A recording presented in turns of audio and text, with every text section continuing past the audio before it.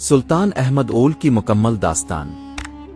سلطنت عثمانیہ کے بادشاہوں میں سلطان احمد اول ایک عظیم اور روحانی شخصیت کے حامل حکمران گزرے ہیں، جنہوں نے نہ صرف اپنے سیاسی فہم و فراست سے سلطنت کو مضبوط کیا بلکہ اسلامی فن تعمیر میں بھی لازوال خدمات انجام دیں۔ سلطان احمد اول 18 اپریل 1590 کو منیسے شہر میں پیدا ہوئے۔ وہ سلطان محمد سوم کے بیٹے اور صفیہ سلطان کے پوتے تھے۔ ان کا تعلق سلطنت عثمانیہ کے معروف اور مقدر شاہی خاندان سے تھا۔ بچپن ہی سے ان پر دینی تعلیم و تربیت کی خاص توجہ دی گئی۔ قرآن مجید کی تعلیم عربی، فارسی اور عثمانی ترکی زبان پر عبور، اسلامی تاریخ اور فقہ ان کے نصاب میں شامل تھا۔ کم عمری ہی سے ان کے اندر قیادت کے آثار نمایاں تھے۔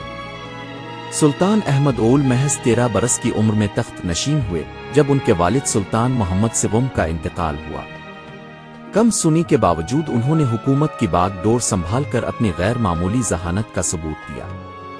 ان کے دور میں سلطنت عثمانیہ مختلف داخلی و خارجی چیلنجز سے دوچار تھی۔ ایران کے ساتھ طویل جنگی، یورپی طاقتوں سے ٹکراؤ اور سلطنت کے اندرونی بغاوتیں ان کے ابتدائی سالوں کا بڑا امتحان تھی، مگر احمد اول نے نہایت سمجھداری سے ان مسائل کو حل کرنے کی کوشش کی۔ سب سے پہلے انہوں نے فوجی نظم و ضبط کو بہتر بنایا اور تجربہ کار وزراء کو اپنی کابینہ میں شامل کیا تاکہ مشورے سے فیصلے کیے جائیں۔ ان کی سب سے بڑی اور تاریخی کامیابی جامع مسجد سلطان احمد یعنی مشہور بلیو مسجد کی تعمیر تھی۔ یہ مسجد آج بھی استنبول کی پہچان ہے اور اسلامی فن تعمیر کا شاہکار مانی جاتی ہے۔ سلطان احمد نے اس مسجد کی تعمیر کا آغاز 1609 میں کیا اور یہ 1616 میں مکمل ہوئی۔ اس مسجد کی خاص بات یہ ہے کہ اس میں 6 مینار ہیں، جو اس وقت تک کی کسی بھی عثمانی مسجد سے منفرد تھا۔ یہ مسجد نہ صرف عبادت کی جگہ تھی بلکہ اسلامی علوم، تعلیم، درس و تدریس، عدالت خانقاہ، دارالشفا اور مسافر خانے پر مشتمل ایک عظیم مرکز بھی تھا۔ سلطان احمد نے اپنی زندگی میں اس مسجد میں جمعہ کی نماز کی امامت بھی کروائی، جو ان کی دینداری کا واضح ثبوت تھا۔ سیاسی میدان میں سلطان احمد نے صفوی سلطنت کے ساتھ مرکہ آرائی کے بعد 1612 میں معاہد نسو پاشا پر دستخط کیے، جس کے تحت سلطنت عثمانیہ اور ایران کے درمیان وقتی طور پر امن قائم ہوا۔ یہ معاہدہ کئی برسوں کی جنگوں کے بعد ایک بڑی سفارتی کامیابی تھا۔ دوسری طرف یورپ میں آسٹریا کے ساتھ بھی جنگ و امن کا سلسلہ جاری رہا۔ سلطان احمد نے فوجی و عسکری اصلاحات کے ذریعے عثمانی فوج کو جدید خطوط پر استوار کیا تاکہ سلطنت کو اندرونی و بیرونی دشمنوں سے محفوظ رکھا جا سکے۔ سلطان احمد اول ایک مذہبی اور خدا ترس حکمران تھے۔ انہوں نے عوامی فلاح و بہبود کے بہت سے کام کیے، نہریں کھدوائیں، مدارس تعمیر کروائے، علماء کو وظائف دیے، عدالتوں کا نظام بہتر بنایا اور بیت المال کے ذریعے یتیموں اور بیواؤں کی کفالت کی۔ وہ شب بیدار نمازی، صوفی، مشرب، علم دوست اور دین دار بادشاہ تھے۔ ان کی مجلس میں علماء اور صوفیہ کو بڑی اہمیت حاصل تھی۔ وہ اکثر حضرت مولانا جلال الدین روم، امام غزال اور حضرت عبدالقادر جیلانی کے اقوال کا حوالہ دیتے اور اپنی حکومتی پالیسیوں میں ان کے اصولوں کو شامل کرتے۔ سلطان احمد اول نے بہت سی اصلاحات نافذ کیں۔ انہوں نے غلاموں کی تجارت کو محدود کیا، ظالم گورنروں کو معزول کیا اور عوام کے ساتھ حسن سلوک کو لازم قرار دیا۔ ان کی عدل پر مبنی حکمرانی نے رعایا کو سکون عطا کیا۔ وہ خود بھی اکثر رات کے وقت بھیس بدل کر شہر کی گلیوں میں گشت کرتے تاکہ عوام کے مسائل کا مشاہدہ کر سکیں۔ اس طرح انہیں براہ راست عوامی صورتحال کا علم ہوتا اور وہ فوری اقدامات کرتے۔ ان کی نجی زندگی بھی مثالی تھی۔ وہ اپنی بیوی کوثر ماپیکر سلطان سے بہت محبت کرتے تھے، جو خود بھی علم و ادب اور دینداری میں بلند مقام رکھتی تھی۔ ان کے کئی بیٹے اور بیٹیاں تھیں جنہیں شاہی آداب، دینی تعلیم، فوجی تربیت اور نظم و ضبط کی سختی سے تربیت دی جاتی تھی۔ ان کے بیٹوں میں سے مراد چہارم بعد میں تخت پر بیٹھے اور اپنی فتوحات کے باعث مشہور ہوئے۔ سلطان احمد کی وفات 22 نومبر 1617 کو استنبول میں ہوئی۔ ان کی عمر محض 27 برس تھی۔ بعض مورخین کے مطابق انہیں طویل عرصے سے تب ٹی بی کا مرض لاحق تھا، جبکہ کچھ کا کہنا ہے کہ شدید ذہنی دباؤ اور مسلسل حکومتی ذمہ داریوں نے ان کی صحت کو کمزور کر دیا تھا۔ ان کی تدفین جامع مسجد سلطان احمد کے احاطے میں کی گئی، جہاں آج بھی ان کا مقبرہ موجود ہے۔ उनकी वफात पर पूरे उस्मानी सल्तनत में सोग मनाया गया। उलमा, सूफिया, वज़रा, सिपाही और अवाम ने उनके आसान सवाब के लिए दुआएं की। सुल्तान अहमद ओल ने सिर्फ 14 साल हुकूमत की, मगर उनका असर आज तक बाकी है। उनका बनाया हुआ निज़ाम, उनकी मस्जिद, उनकी इस्लाहात और उनका अदल व इंसाफ तारीख के सुनहरे औराक में महफूज है। उनके दौर की रोशनियां आज भी उस्मानी फिन तामीर, तुर्की तारीख और इस्लामी हुक्मरानी के उसूलों में नजर आती है।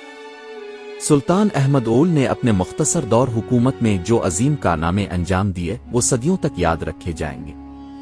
सुल्तान अहमद ओल के दौर को न सिर्फ एक अबूरी वक्त कहा जा सकता है, बल्कि ये सल्तनत उस्मानिया की मजहबी और रूहानी निशासानिया, रेनेसांस का आगाज भी था। अगरचे उनकी उम्र कम थी, मगर वो जिस बसीरत, तदब्बुर और खुदा तरसी के साथ हुकूमत करते रहे, वो बहुत कम बादशाहों में देखी गई है। जब उन्होंने तख्त संभाला तो सल्तनत कई महाजों पर कमजोर हो चुकी थी। ईरान के साथ जंगें, दाखिली बगावतें और फौजी बदनज़मी सब एक साथ मौजूद थीं, मगर उन्होंने किसी किस्म का खौफ या कमजोरी जाहिर नहीं की।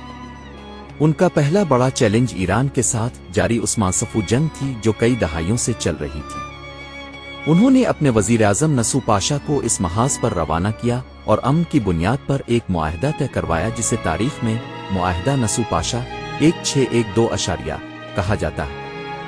इस मुआहदे ने सल्तनत उस्मानिया को मशरकी सरहदों पर एक तवील जंग से नजात दी और फौज को इस्तेहकाम का मौका मिला। उन्होंने कुस्तुनतुनिया, इस्तांबुल के अंदर भी बहुत से अवामी मंसूबे शुरू किए। नहरें, हम्माम, कारवांसराय, मदरसे, कुतुब खाने, पिल और हस्पताल उनके हुक्म से बनाए गए। उन्होंने खास तौर पर इस बात का ध्यान रखा कि जो तमीरात हों वो न सिर्फ फिन तामीर का शाहकार हों, बल्कि अवाम के लिए फ़ायदामंद भी हों। यही वजह है कि उनके तामीर करदा बहुत से मंसूबे आज भी तुर्की में मौजूद हैं और फ़ाल हैं। उनके अहद में सल्तनत उस्मानिया का अदालती निज़ाम खासी तब्दीलियों से गुजरा। सुल्तान अहमद ने काजियों के इंतखाब के तरीक़ाकार को बेहतर किया और उनके लिए इखलाकी व इल्मी मेयारात मुकर्रर किए। वो अक्सर काजियों से खुफिया मुलाकातें करते और उनसे सवाल करते कि वो फैसले कैसे करते हैं। किसी भी बदउनवान काजी को फौरन माजूल कर दिया जाता था। उन्होंने फ़क़ह इस्लाम को खराज तहसीन पेश किया और उनकी आरा को अहम रियासती उमूर में शामिल किया।